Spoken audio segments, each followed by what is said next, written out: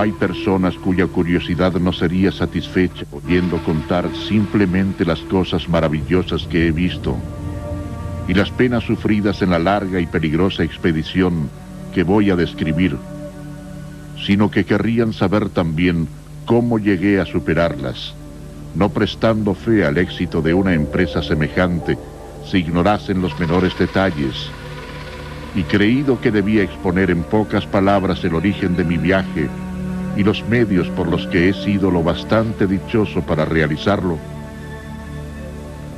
Antonio Pigafetta, 1519.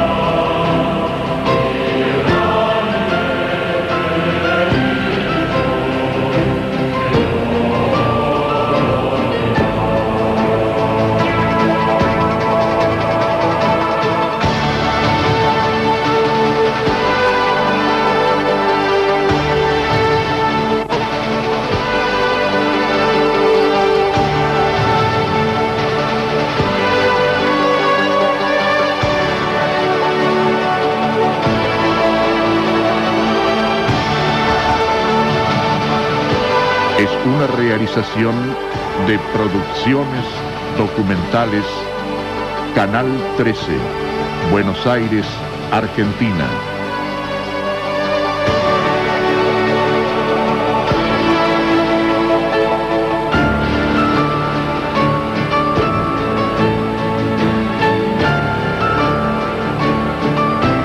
En el extremo sur de la República Argentina se encuentra Tierra del Fuego, la más nueva de todas las provincias del territorio. Su capital, Ushuaia, la más austral del mundo, será el punto de partida de una nueva aventura hacia el confín del planeta.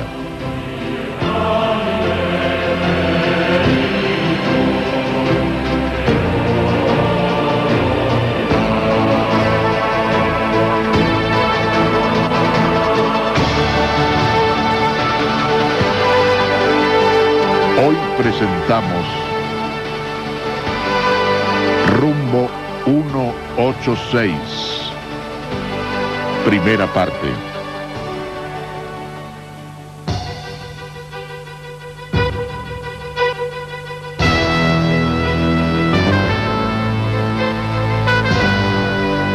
Nuestra aventura nos lleva esta vez al extremo más austral del continente. Por tierra y por mar, con el mismo espíritu de los pioneros que antes se atrevieron a enfrentar lo desconocido, emprendemos un camino que culminará en el mítico Cabo de Hornos. Y hasta lograr el objetivo, descubriremos la belleza, las penurias y la soledad de ese alejado rincón del mundo.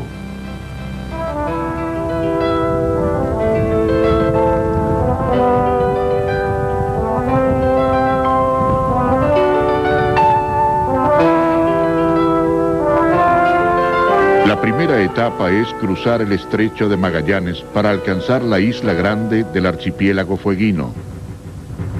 En 1520, la expedición capitaneada por el marino portugués descubrió el Paso y Antonio Pigafetta, narrador de la expedición, dejó su testimonio. El 21 de octubre, hacia los 52 grados de latitud meridional, descubrimos un estrecho que llamamos de las 11.000 vírgenes, porque fue en el día que la iglesia les consagra.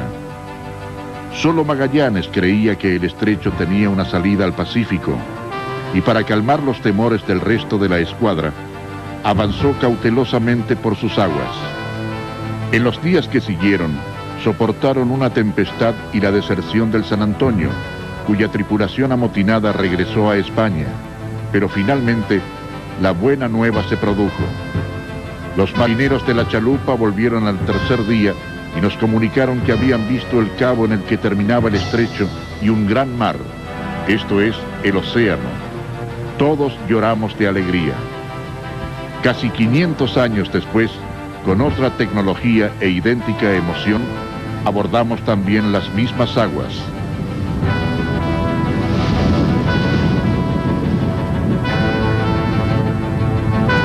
La epopeya de Cuánit cuenta que este ser divino enviado de Timauquel trajo el fuego a los indios del archipiélago.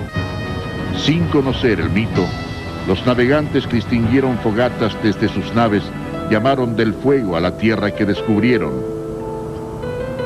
Ushuaia, que significa en lengua yagana, puerto interior hacia el poniente, se levanta frente al canal de Beagle, al pie de los montes Martiales.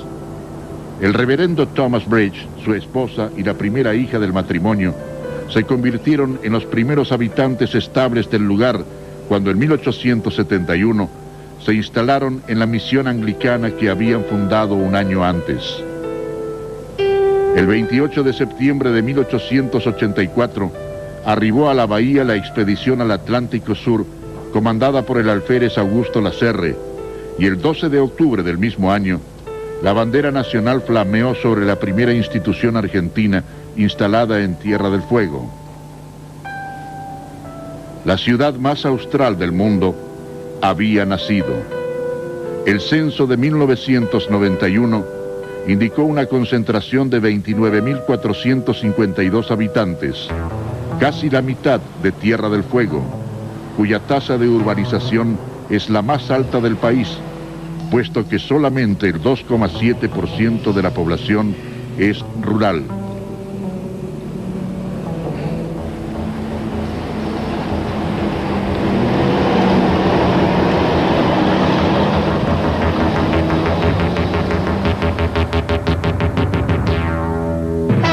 Locución: Ernesto Fritz.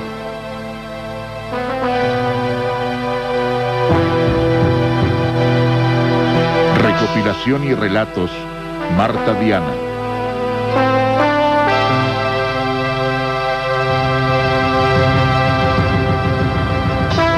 Compaginación: Jorge Sanders.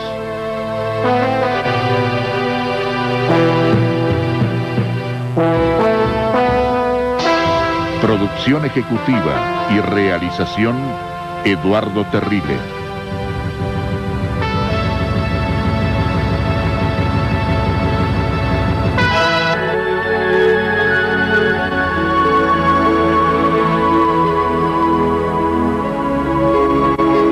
Las depresiones de la cordillera fueguina, trabajadas por lenguas glaciarias, fueron ocupadas por el canal de Beagle y el lago Fagnano. Un enorme bloque de hielo, aprisionado por depósitos morénicos, originó este lago a 252 metros de altura. El Fagnano, o Cami, es el lago más extenso de la Isla Grande y de sus 593 kilómetros cuadrados, el 92% corresponde a la Argentina. Su ubicación implica una suerte de línea geográfica que marca una zona norte y otra sur en la isla. Algunas manadas de guanacos recuerdan que esta fue una zona de caza para los Onas o Selknam, ahora extinguidos. Hombres del interior de la isla, a diferencia de los otros grupos indígenas que se mantuvieron en la franja costera, conocieron como nadie las sendas de los bosques y de las montañas. Los Andes fueguinos, producto de movimientos cretácicos y terciarios, presentan estribaciones que no superan los 1500 metros, donde se encuentran nieves eternas a partir de los 1000 metros. En su complejo relieve, las cumbres nevadas y los glaciares alternan con los bosques de los faldeos dentro de un paisaje magnífico, eternamente abrazado por el mar.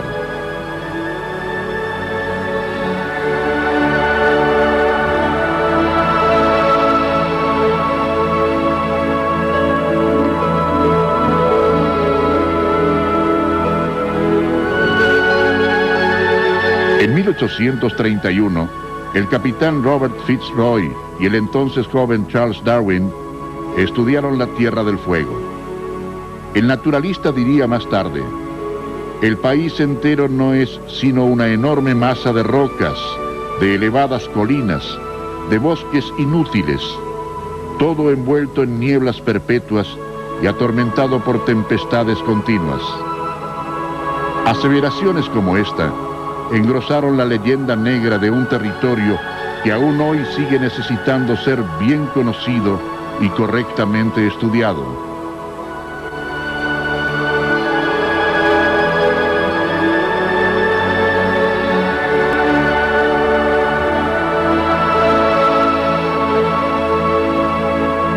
Durante mucho tiempo, los chinos utilizaron las raíces de varias especies de ruibarbo en medicina. La planta, que pertenece a la familia de las poligonáceas, presenta flores blancas o verdosas en forma de panojas. El ruibarbo, introducido como especie exótica en la isla, necesita terreno arcilloso, arenoso, profundo y con buen desagüe. Desde China fue llevado a Inglaterra en el siglo XVII, donde al principio solo se comían las hojas, hasta que más tarde se descubrió la utilidad de sus tallos para preparar dulces y salsas.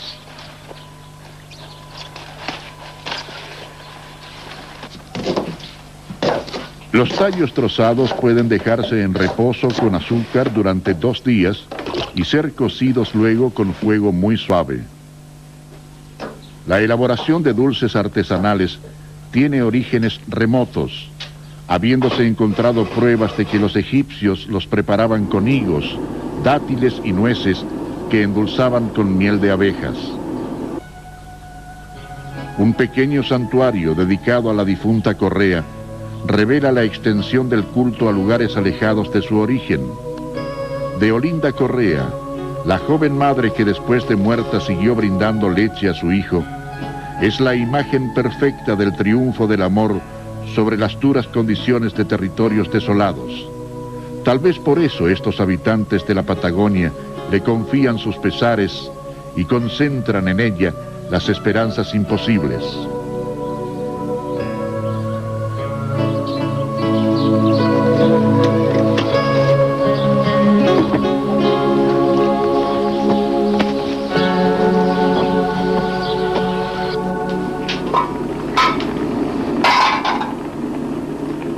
Con ese ritmo distinto del habitante de las provincias que brinda a cada tarea el tiempo necesario, se espera sin impaciencia que la cocción avance hasta lograr un color marrón rojizo, tonalidad que indicará el punto óptimo del preparado.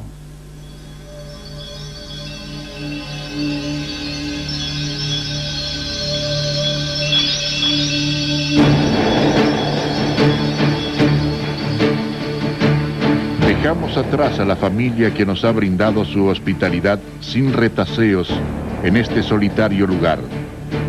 Aunque ellos tal vez no tengan conciencia de eso, son sus vidas simples y sin ambiciones las que expresan un auténtico sentido de patria. La Tierra del Fuego, cuya costa oeste ya figuraba en el mapa de Ptolomeo al comienzo de la era cristiana, no fue habitada por hombres blancos hasta el siglo XIX. Hoy muy pocos argentinos la conocen. Por eso, al recorrer su territorio, deseamos que esta aventura sirva para difundir la belleza y la realidad de esta olvidada región argentina.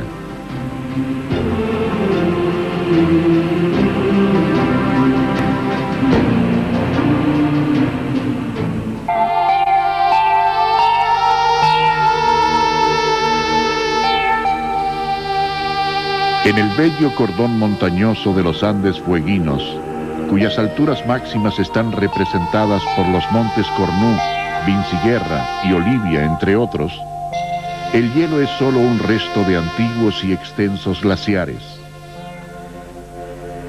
Entre los 600 y 800 metros, las laderas se encuentran cubiertas por bosques donde predominan lengas, ñires, coigües y guindos, árboles pertenecientes a la familia de las fagáceas, género Nothofagus, de los cuales hay unas 11 especies en Argentina y Chile.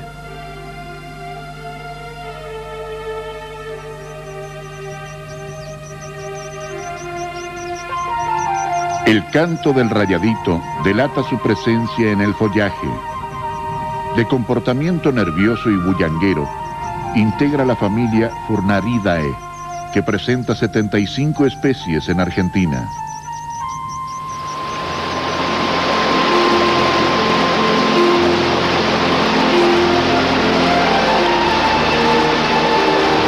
Las nevadas de la región, que alimentan las vaguadas con el deshielo estival, se suman a los aportes pluviales que disminuyen en intensidad hacia el noreste, originando ríos cortos y caudalosos que desaguan en el canal de Beagle. Un grupo de abutardas sobrevuela silenciosamente el bosque solitario, donde se destaca el verde intenso de las hojas del guindo, cuyo nombre científico alude a su semejanza con el abedul. El guindo y el ñire constituyen las dos especies del país con hojas más chicas dentro del género Nothofagus.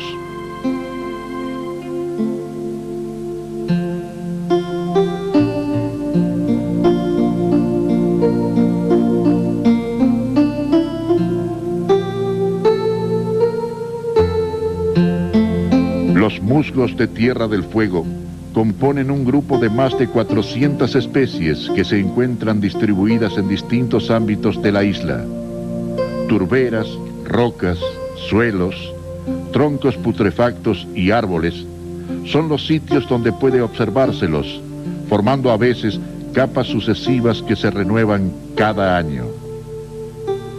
En la región hay también una gran variedad de hongos de árbol, como el llamado pan de indio, que fueron típico alimento de los yaganes, quienes comían todos los hongos de los árboles, desechando en cambio los que crecían en tierra.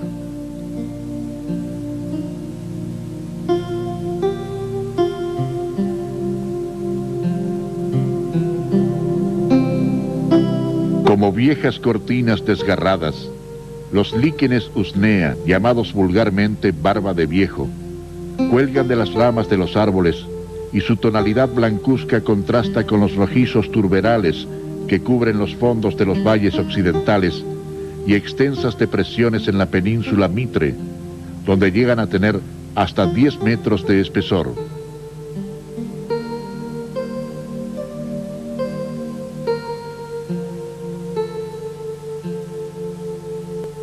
El relieve glaciario de las cumbres patagónicas se prolonga en el mar austral mediante un rosario de islas que culmina en las Órcadas del Sur, donde la presencia argentina es constante desde 1904. El libro 4 años en las Órcadas del Sur, de José Manuel Moneta, relata la experiencia y despertó en Gustavo Giró un intenso deseo por conocer la región. En 1962 organicé una expedición que unió por primera vez 2 estaciones antárticas distantes como Base Esperanza y Base San Martín. El sector antártico reclamado por Argentina está delimitado por los meridianos 25 grados y 74 grados oeste, el paralelo 60 grados sur y el polo sur.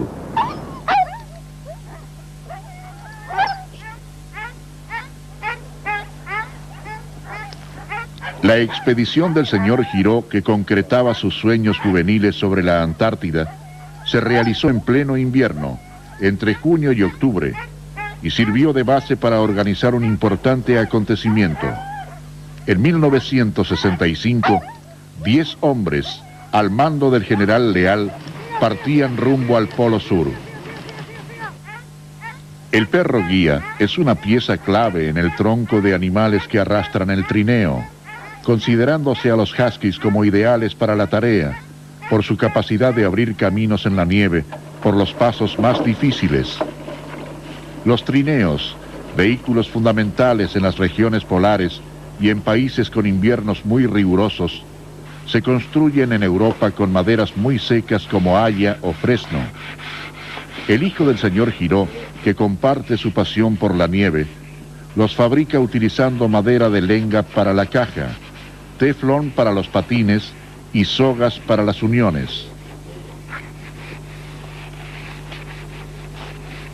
Es así como volqué esa experiencia antártica en mi actual provincia, la Tierra del Fuego, donde creamos una serie de actividades, entre ellas el desarrollo del esquí de fondo, importando los primeros equipos del exterior y mandando a algunos a perfeccionarse en los países nórdicos. Mientras ellos esperan concretar definitivamente el sueño de un centro deportivo internacional en el Valle de Tierra Mayor, la pacífica belleza del Lago del Silencio sigue reinando sobre el lugar.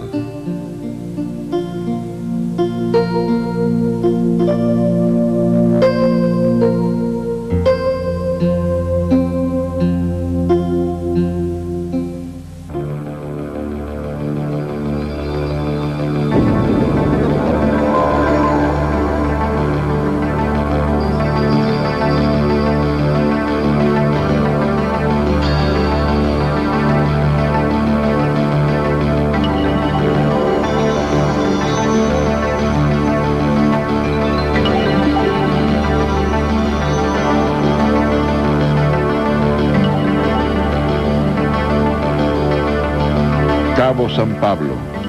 El viento y el mar parecen únicos dueños de la región por donde nos aventuramos, y en la playa solitaria, la imagen desamparada de un barco varado nos plantea el enigma de su naufragio.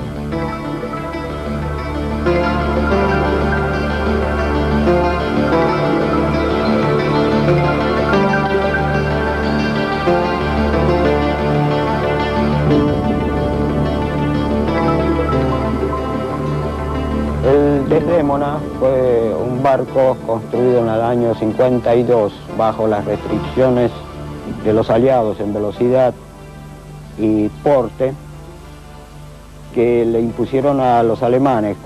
Construyeron 3 buques iguales, el Ofelia, el Cleopatra y el Desdémona.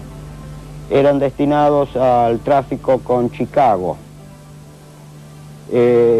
Lamentablemente esas restricciones no permitieron crear buques mejores, porque podían haber sido de 3.000 caballos y diésel eléctricos. Así que buques de 14 nudos, 14, 16 nudos de velocidad, con ese tamaño.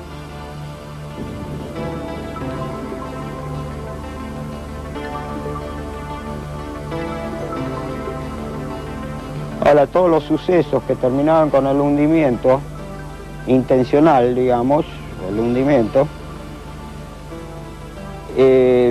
comenzó en Comodoro durante la maniobra de salida. Se rompe camisa y block de un pistón y después de 2 días de trabajo se anula ese pistón y decidimos seguir viajando. Estábamos cargados con 1.500 toneladas de cemento. Al peso de la carga había que agregar el peso del buque, que estando averiado veía disminuida su potencia. Penosamente, y luchando contra malas condiciones climáticas, avanzaron por la costa de puerto en puerto, hasta que finalmente llegaron a Cabo San Pablo. Entonces el pronóstico de la temporada del sudoeste sí o sí tenía que fondear. La carta me indicaba fondeadero, buenas condiciones. Mi plan era fondear a una milla de la costa y a una milla al sur del cabo, pero cuando estaba por llegar a esa posición, ya con la máquina parada, toco 2 veces, y al darle máquina atrás, el buque se me engancha en la popa en una media luna de restinga. El accidente originó un orificio en el único lugar del buque que no tenía doble fondo, y ante el naufragio inminente, la varadura apareció como la solución menos riesgosa. Adentro de la playa desolada, el Desdémona terminó sus días de navegación.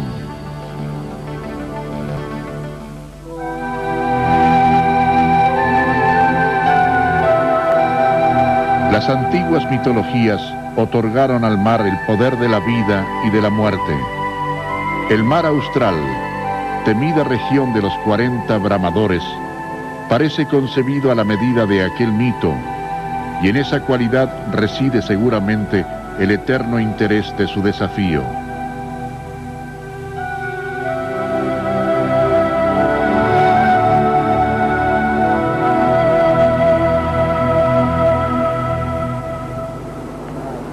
La noche se avecina. En el lugar que aparece completamente deshabitado, el campamento es el único refugio posible para hacer un alto en la dura travesía que mañana continuará recorriendo la península Mitre.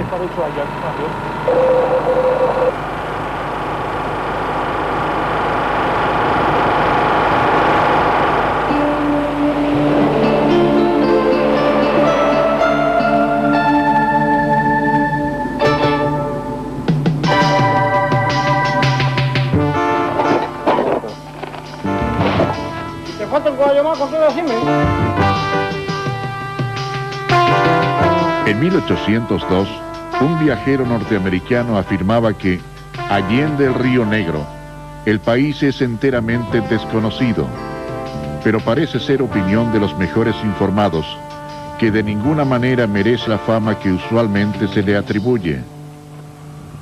En la soledad y la falta de caminos que pocas variantes ha sufrido desde el siglo pasado, se destaca la presencia del hombre de campo, que aquí debe, más que ningún otro, valerse por sí mismo, dominar todas las faenas rurales y tener conocimiento de las mareas para trasladar el ganado por las playas.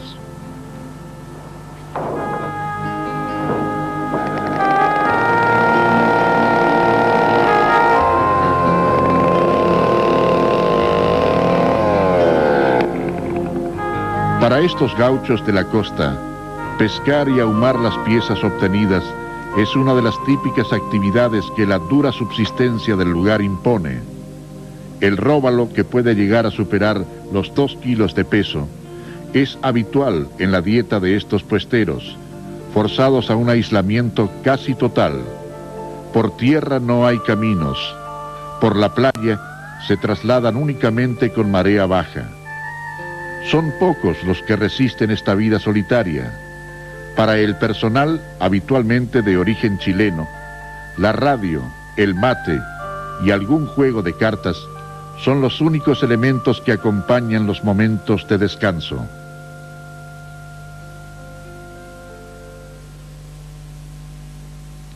Porque no me animo a decir, querida Argentina, de esta agua no has de beber, déjala correr.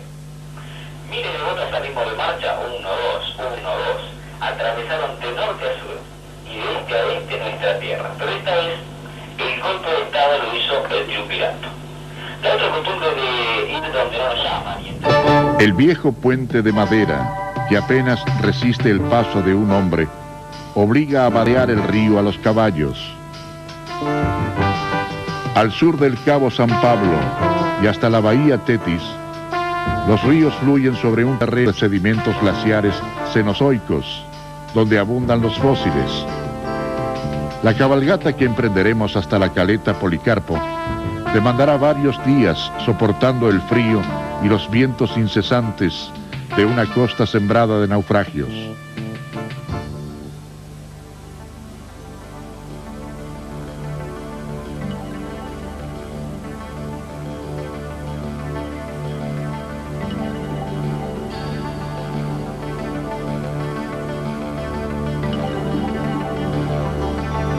La caleta Policarpo, situada al norte del más occidental de los cerros Tres Hermanos, carece de profundidad para embarcaciones mayores y hace 101 años fue el lugar donde naufragó el Duchess of Albany.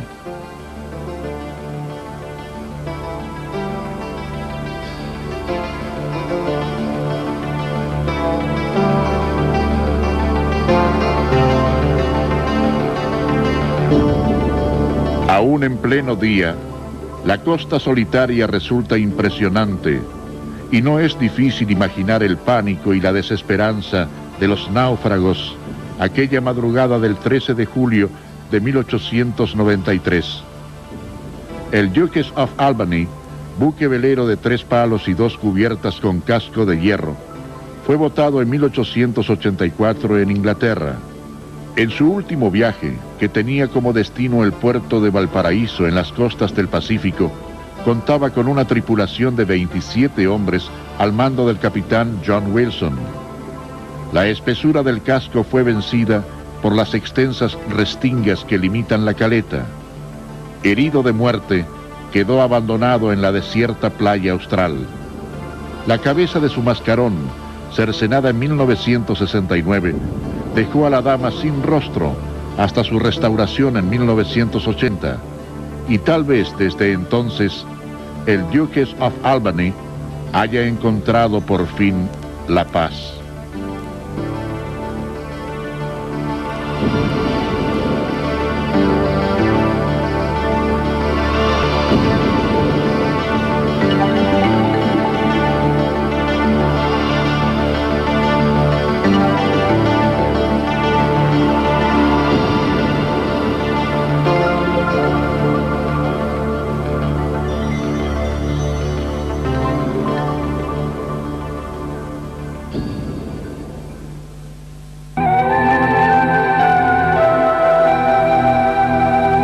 Los indígenas del archipiélago fueguino llamaban Omelin al espíritu del cielo y Jalpen al de la nube, cuyo vestido es blanco y vuela sin ruido, como ciertas aves. Su cosmogonía, que consideró personas a cada cosa de la tierra, del cielo y del mar, parece impregnar el alma del territorio austral, terrible y magnífico, que impone una dura subsistencia a quienes lo habitan, y se ha llevado muchas veces la vida de algunos que lo desafiaron.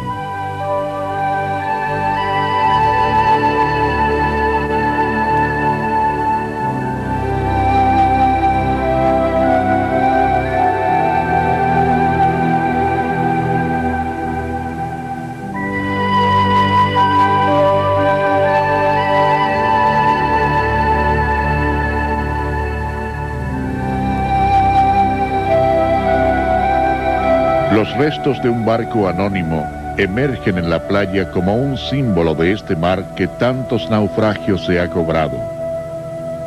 Parte de su casco de madera resiste todavía el impiadoso castigo de los vientos y revela en el diseño de su estructura artesanal la antigüedad de su origen. En 1787 se construyó en Inglaterra el primer barco con casco de hierro, y en 1851 los astilleros alemanes comenzaron a producirlos, pero hasta ese momento todos los barcos se hacían de madera. El casco se protegía con un fuerte esqueleto interior revestido exteriormente por hiladas de tablones, clavadas a la quilla, roda y codaste. El todo, firmemente engrampado y consolidado por pequeñas piezas, daba una gran fortaleza a estas embarcaciones que a través de los siglos fueron protagonistas de uno de los capítulos más importantes en la historia de la civilización.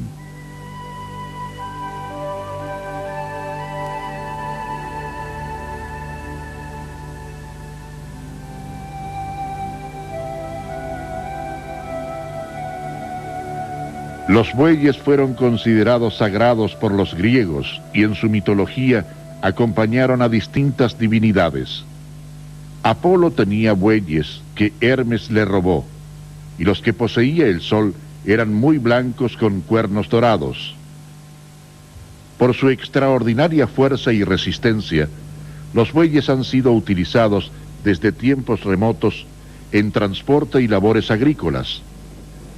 Henry Brackwright, viajero norteamericano que llegó a Buenos Aires en 1817, comentó sobre nuestros bueyes: son descomunalmente grandes y los más lindos que yo haya visto.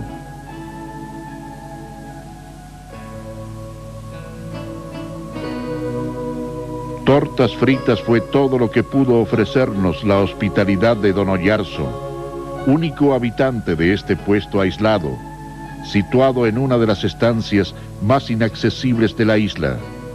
Su parquedad, fruto evidente de la absoluta soledad en la que vive, no proporcionó dato alguno sobre su vida, pero no fue obstáculo para alojarnos en su pequeña cabaña, perdida en la inmensidad de la tierra fueguina.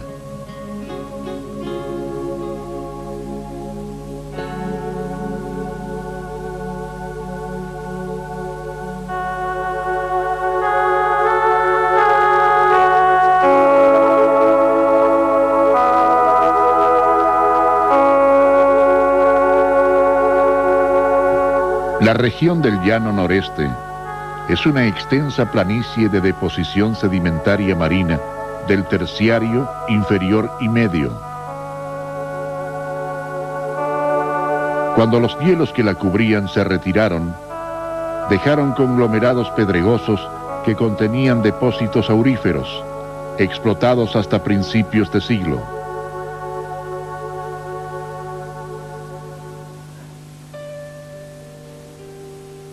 En este lugar, y mientras la oscuridad se apoderaba de la costa desolada, nos preparamos para nuestra última noche de travesía antes de retornar a Ushuaia.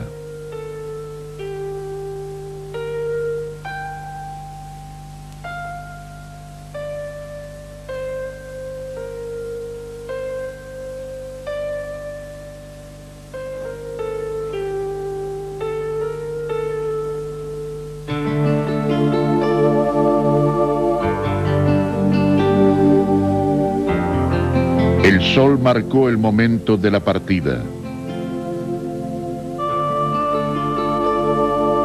Sin salir casi de su silencio, nuestro singular anfitrión contempló los últimos preparativos antes de abordar el camino. Nunca sabremos si él también pensó en proseguir viaje, abandonando este lugar donde ha hecho un alto su existencia, o si prefiere continuar rompiendo lazos, tal vez con su pasado. La historia se ha abierto paso a través de los caminos. En esta alejada región del territorio, el tema, aún no resuelto en vastas secciones de turberales y arroyos caudalosos, mantiene inexplorados muchos lugares de la isla. La Ruta Nacional número 3 fue en su origen solo una senda para caballos abierta por Vialidad Nacional en 1936. Luis Garibaldi Jonte marcó el trazado siguiendo un paso por él descubierto.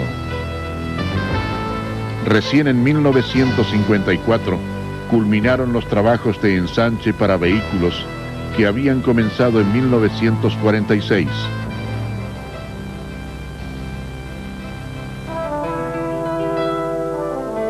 Nuestra llegada a Ushuaia marcaría el comienzo de la última y más difícil etapa de nuestra expedición, cuando abordáramos el velero que nos llevaría hasta el Cabo de Hornos, en el extremo más austral de América.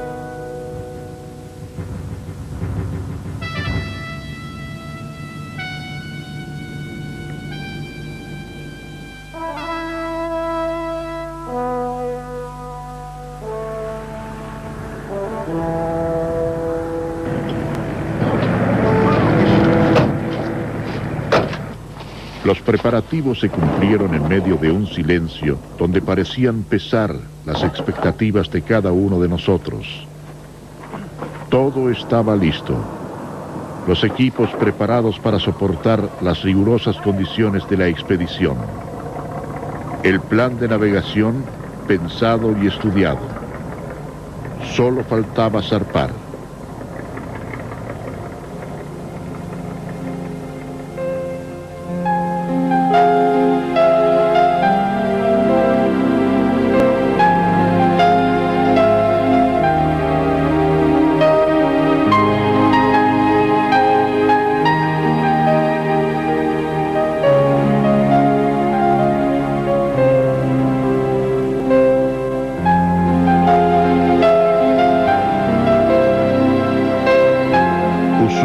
Queda atrás. A partir de ahora, estamos solos con los vientos y el mar, siguiendo el mismo rumbo que ha sido pasión y desafío para navegantes de todo el mundo. La esperanza se mezcla con la incertidumbre y lo afrontamos, sabiendo que es el precio a pagar por la maravillosa aventura que emprendemos.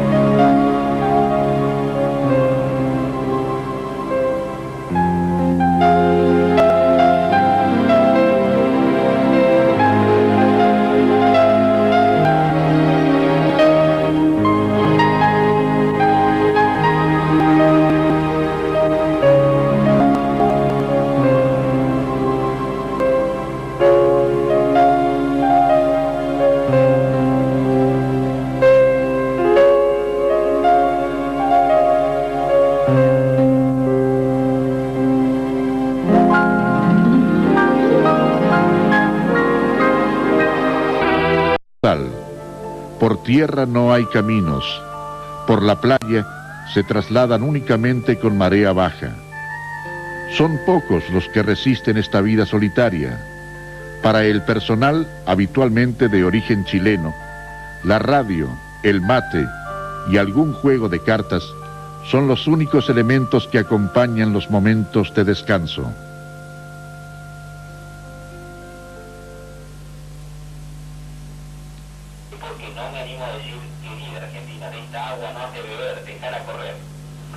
Mire devotos al ritmo de marcha, 1, 2, 1, 2. Atravesaron de norte a sur y de este a oeste nuestra tierra. Pero esta vez el golpe de estado lo hizo el triunvirato. La otra costumbre de ir donde no nos llaman. El viejo puente de madera, que apenas resiste el paso de un hombre, obliga a vadear el río a los caballos. Al sur del Cabo San Pablo y hasta la bahía Tetis, los ríos fluyen sobre un terreno de sedimentos glaciares cenozoicos, donde abundan los fósiles. La cabalgata que emprenderemos hasta la caleta Policarpo demandará varios días soportando el frío y los vientos incesantes de una costa sembrada de naufragios.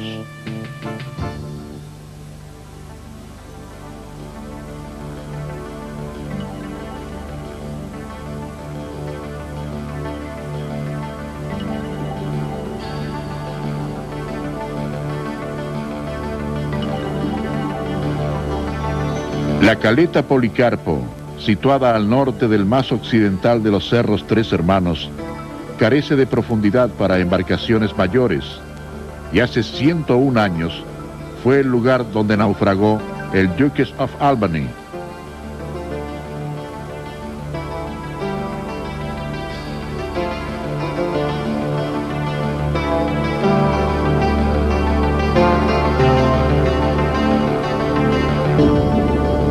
Aún en pleno día, la costa solitaria resulta impresionante y no es difícil imaginar el pánico y la desesperanza de los náufragos aquella madrugada del 13 de julio de 1893. El Duchess of Albany, buque velero de 3 palos y 2 cubiertas con casco de hierro, fue botado en 1884 en Inglaterra.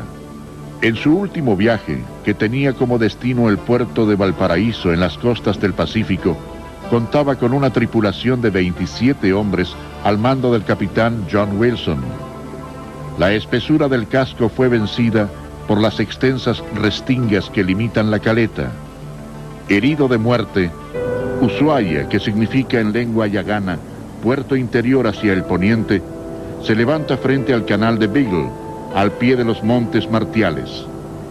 El reverendo Thomas Bridge, su esposa y la primera hija del matrimonio, se convirtieron en los primeros habitantes estables del lugar cuando en 1871 se instalaron en la misión anglicana que habían fundado un año antes.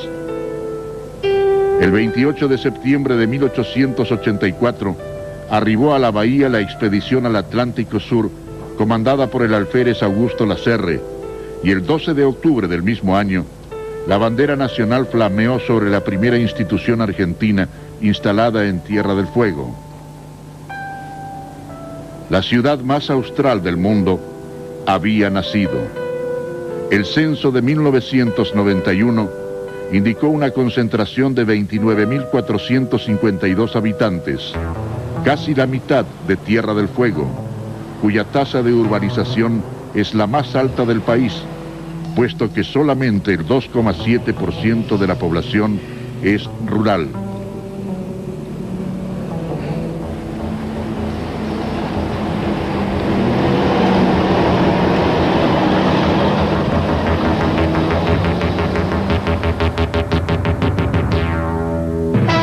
Locución: Ernesto Fritz.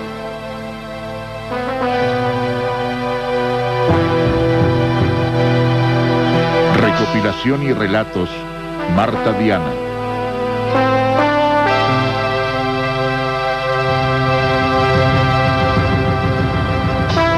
Compaginación: Jorge Sanders.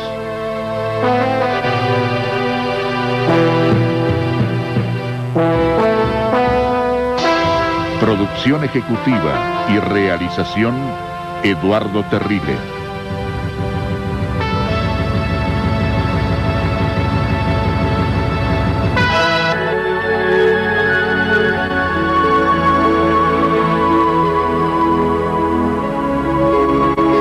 Las depresiones de la cordillera fueguina, trabajadas por lenguas glaciarias, fueron ocupadas por el canal de Beagle y el lago Fagnano.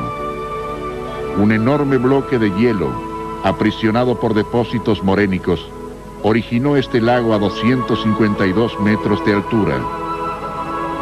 El Fagnano, o Cami, es el lago más extenso de Isla Grande, y de sus 593 kilómetros cuadrados, el 92% corresponde a la Argentina. Su ubicación implica una suerte de línea geográfica que marca una zona norte y otra sur en la isla. El sector antártico reclamado por Argentina está delimitado por los meridianos 25 grados y 74 grados oeste, el paralelo 60 grados sur y el polo sur.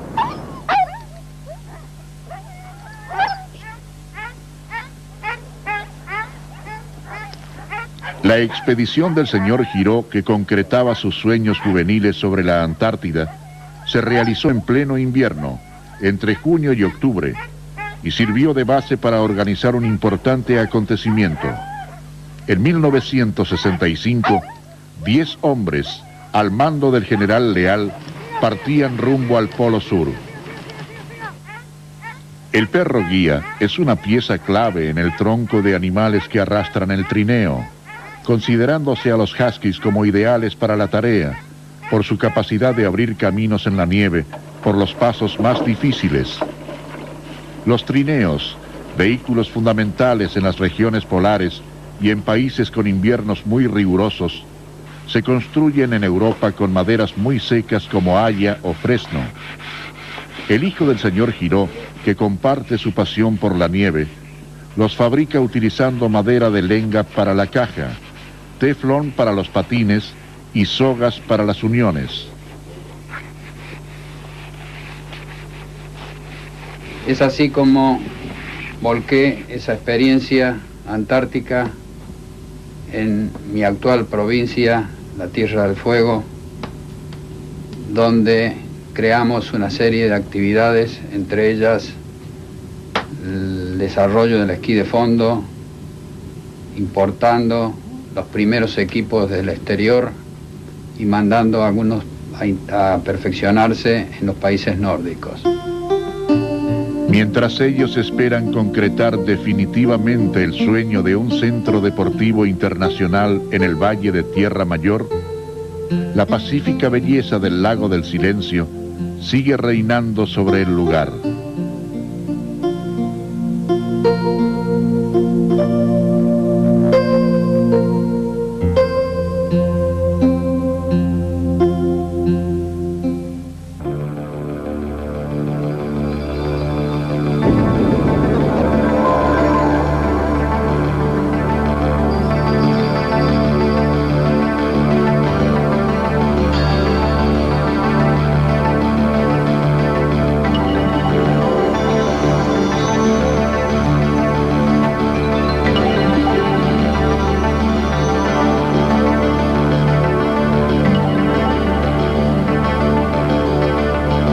Cabo San Pablo.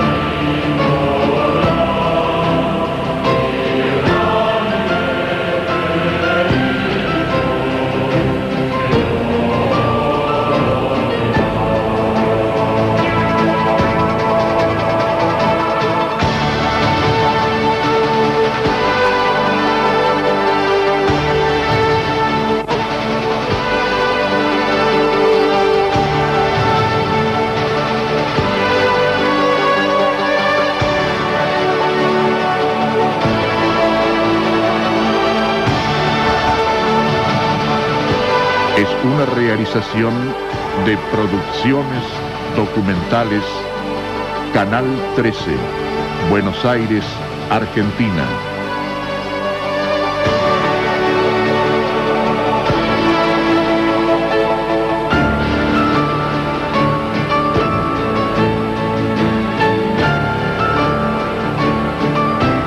En el extremo sur de la República Argentina se encuentra Tierra del Fuego, la más nueva de todas las provincias del territorio.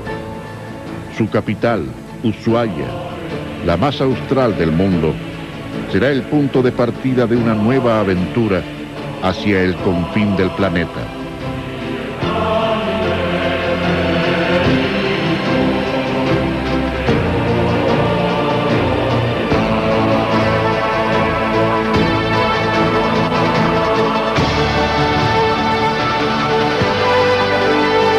Hoy presentamos Rumbo 186, primera parte.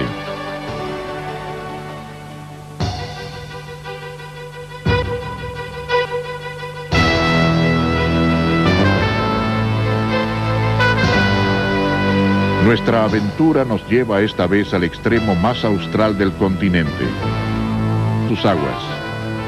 En los días que siguieron, soportaron una tempestad y la deserción del San Antonio, cuya tripulación amotinada regresó a España, pero finalmente la buena nueva se produjo. Los marineros de la chalupa volvieron al tercer día y nos comunicaron que habían visto el cabo en el que terminaba el estrecho y un gran mar, esto es, el océano. Todos lloramos de alegría. Casi 500 años después, con otra tecnología e idéntica emoción, abordamos también las mismas aguas.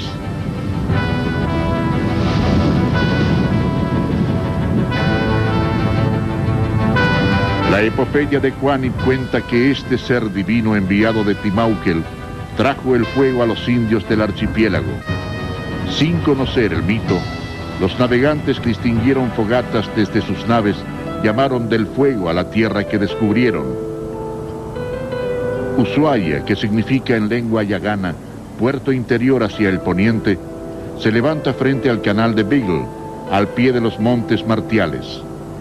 El reverendo Thomas Bridge, su esposa y la primera hija del matrimonio, se convirtieron en los primeros habitantes estables del lugar cuando en 1871 se instalaron en la misión anglicana que habían fundado un año antes.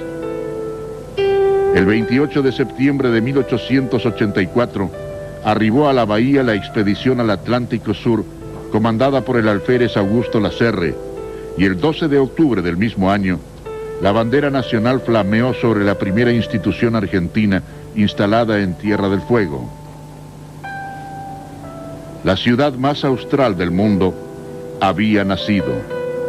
El censo de 1991 indicó una concentración de 29.452 habitantes, casi la mitad de Tierra del Fuego, cuya tasa de urbanización es la más alta del país, puesto que solamente el 2,7% de la población es rural.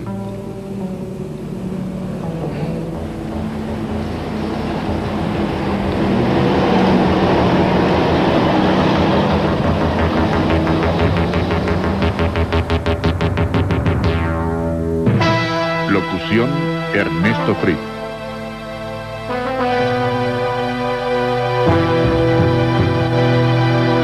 Recopilación y relatos: Marta Diana.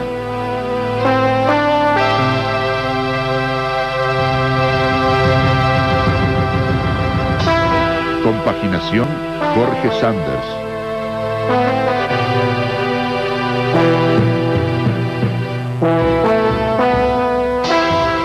En velocidad y porte que le impusieron a los alemanes. Construyeron 3 buques iguales, el Ofelia, el Cleopatra y el Desdémona. Eran destinados al tráfico con Chicago. Lamentablemente esas restricciones no permitieron crear buques mejores, porque podían haber sido de 3.000 caballos y diésel eléctricos. Así que buques de 14 nudos, 14, 16 nudos de velocidad, con ese tamaño.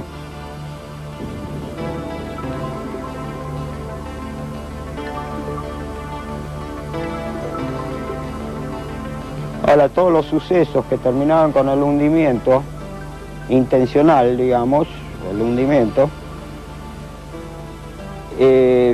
comenzó en Comodoro durante la maniobra de salida. Se rompe camisa y block de un pistón y después de 2 días de trabajo se anula ese pistón y decidimos seguir viajando. Estábamos cargados con 1.500 toneladas de cemento. Al peso de la carga había que agregar el peso del buque, que estando averiado veía disminuida su potencia. Penosamente, y luchando contra malas condiciones climáticas, avanzaron por la costa de puerto en puerto, hasta que finalmente llegaron a Cabo San Pablo. Entonces el pronóstico de la temporada del sudoeste sí o sí tenía que fondear. La carta me indicaba fondeadero, buenas condiciones. Mi plan era fondear a una milla de la costa y a una milla al sur del cabo. Pero cuando estaba por llegar a esa posición, ya con la máquina parada, toco 2 veces y Al darle máquina atrás, el buque se me engancha en la popa en una media luna de restinga. El accidente originó un orificio en el único lugar del buque que no tenía doble fondo, y ante el naufragio inminente, la varadura apareció como la solución menos riesgosa. Adentro de la playa desolada, el Desdémona terminó sus días de navegación.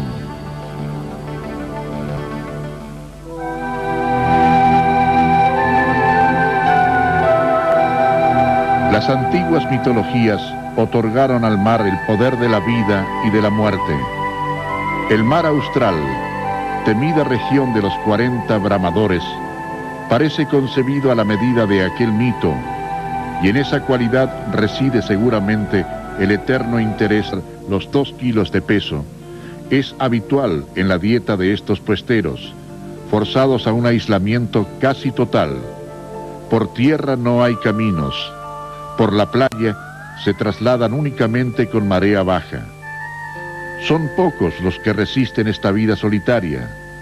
Para el personal, habitualmente de origen chileno, la radio, el mate y algún juego de cartas son los únicos elementos que acompañan los momentos de descanso.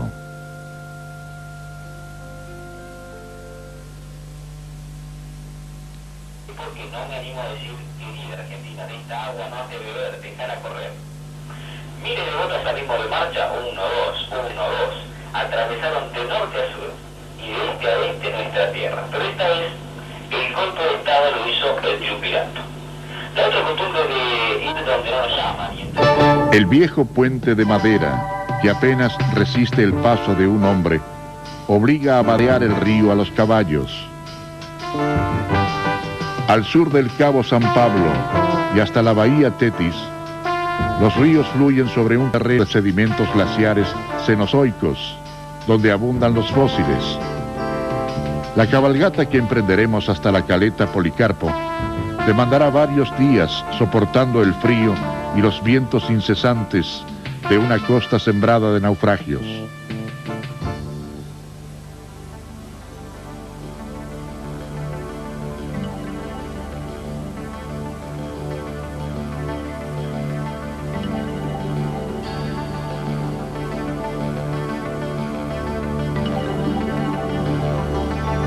La caleta Policarpo, situada al norte del más occidental de los cerros Tres Hermanos, carece de profundidad para embarcaciones mayores, y hace 101 años fue el lugar donde naufragó el Duchess of Albany.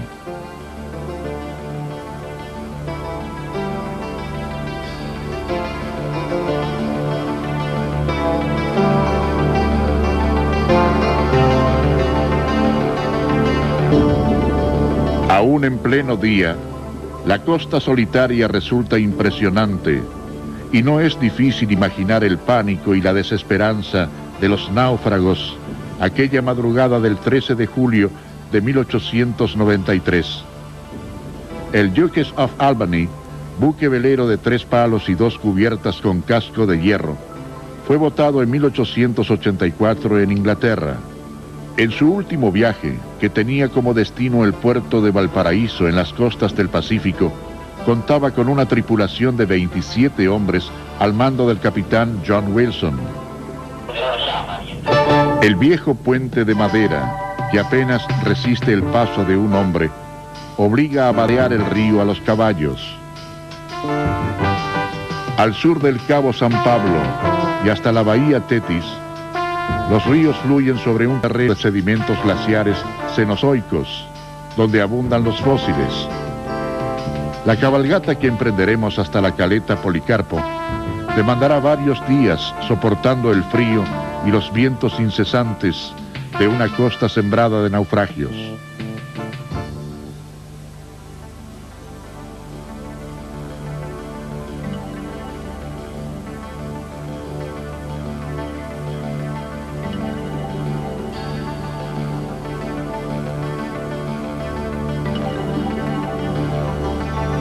La caleta Policarpo, situada al norte del más occidental de los cerros Tres Hermanos, carece de profundidad para embarcaciones mayores, y hace 101 años fue el lugar donde naufragó el Duchess of Albany.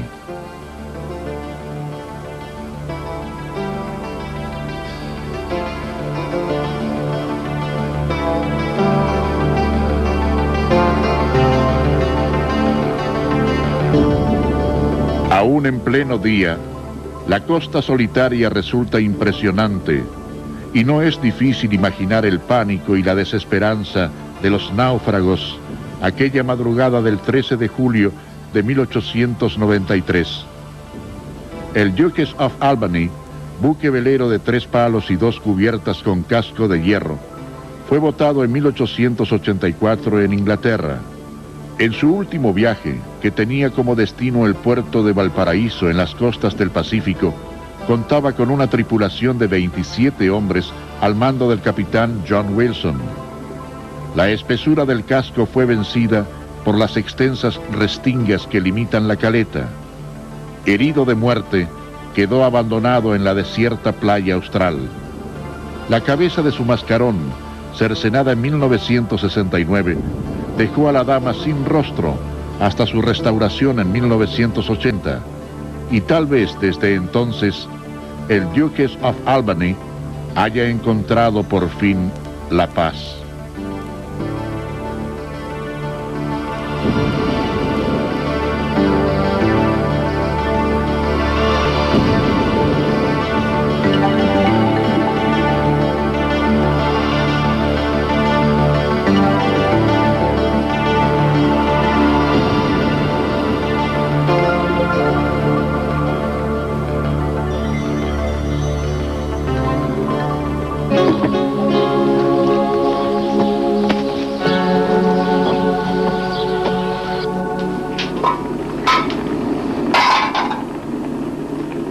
Con ese ritmo distinto del habitante de las provincias que brinda a cada tarea el tiempo necesario, se espera sin impaciencia que la cocción avance hasta lograr un color marrón rojizo, tonalidad que indicará el punto óptimo del preparado.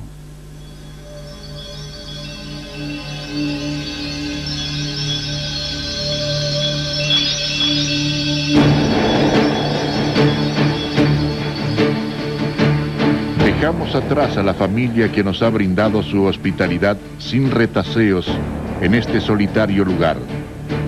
Aunque ellos tal vez no tengan conciencia de eso, son sus vidas simples y sin ambiciones las que expresan un auténtico sentido de patria.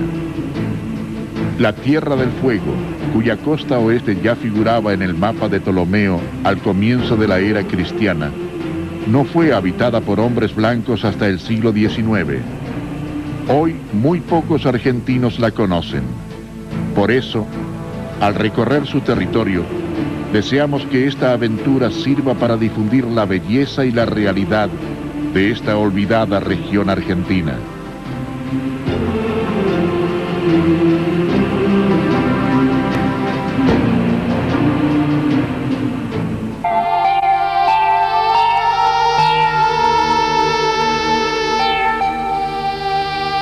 En el bello cordón montañoso de los Andes fueguinos, cuyas alturas máximas están representadas por los montes Cornú, Vinciguerra y Olivia, entre otros, el hielo es solo un resto de antiguos y extensos glaciares.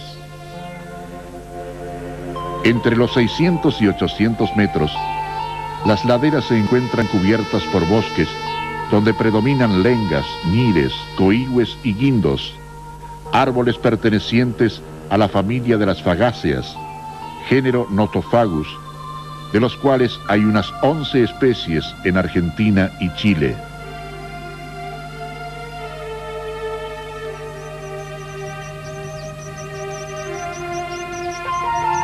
El canto del rayadito delata su presencia en el follaje. De comportamiento nervioso y bullanguero, integra la familia Furnaridae, que presenta 75 especies en Argentina.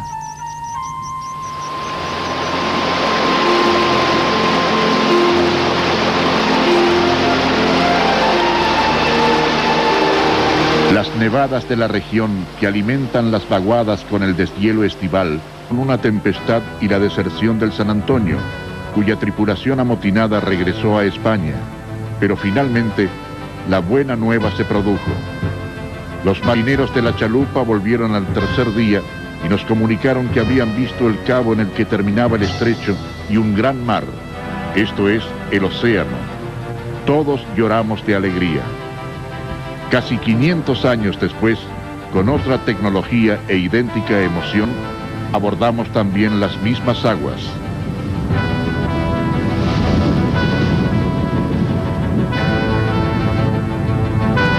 La epopeya de Cuánib cuenta que este ser divino enviado de Timauquel trajo el fuego a los indios del archipiélago. Sin conocer el mito, los navegantes que extinguieron fogatas desde sus naves llamaron del fuego a la tierra que descubrieron. Ushuaia, que significa en lengua yagana puerto interior hacia el poniente, se levanta frente al canal de Beagle, al pie de los montes Martiales.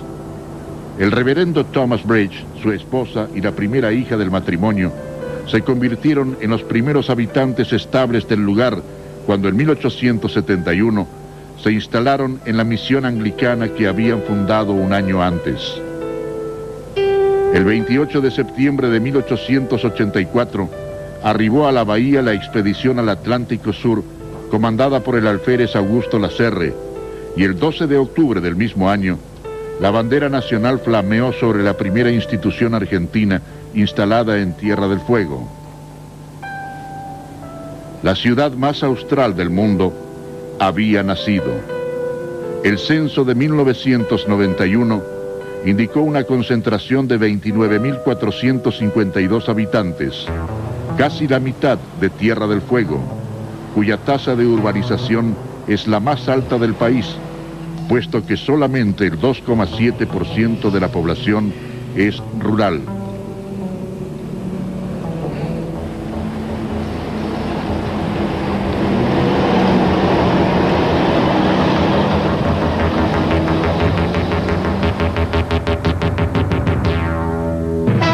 Locución: Ernesto Fritz.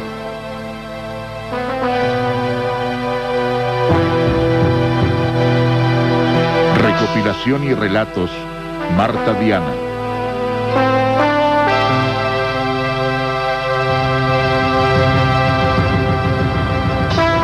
Compaginación: Jorge Sanders.